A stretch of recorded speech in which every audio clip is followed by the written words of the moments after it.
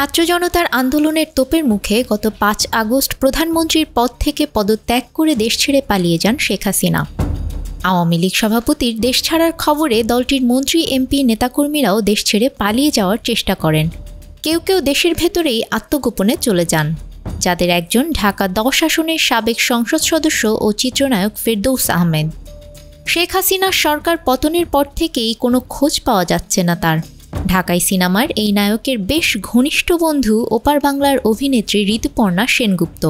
প্রায় অর্ধশত ছবিতে একসঙ্গে অভিনয় করেছেন তারা। আওয়ামী লীগ সরকারের পতনের পর বিগত ১ মাসে ফেরদৌসের সঙ্গে যোগাযোগ করতে পারেননি এই অভিনেত্রী, যে কারণে প্রিয় বন্ধুকে নিয়ে বেশ চিন্তিত তিনি। সম্প্রতি একটি সংবাদ মাধ্যমকে দেয়া সাক্ষাৎকারে ঋতুপর্ণা বলেন, গত ১ মাস ধরে ফেরদৌসের খোঁজ পাইনি, তার হোয়াটসঅ্যাপ নম্বরও বন্ধ পাচ্ছি। অভিনেত্রীর কথায় প্রত্যেকেই ভিন্ন ভিন্ন রাজনৈতিক দল সমর্থন করতে পারেন, তবে মানুষ হিসেবে ফেরদৌস অসাধারণ। ব্যক্তি ফেরদৌস খুব নরম মানুষ, অসাধারণ তার ব্যক্তিত্ব। যারা তাকে কাছ থেকে দেখেছেন তারা এটা স্বীকার করবেন। আমি জানার বহু চেষ্টা করেছি সে এখন কেমন আছে, কোথায় আছে। কেউ যদি আমাকে জানাতে পারেন চিন্তামুক্ত হতাম। ওর জন্য খুব কষ্ট পাচ্ছি। নায়কের বিভিন্ন ঘনিষ্ঠজনের সূত্র মতে ৪ আগস্ট রাত পর্যন্ত ঢাকাতেই অবস্থান করছিলেন ফেরদৌস।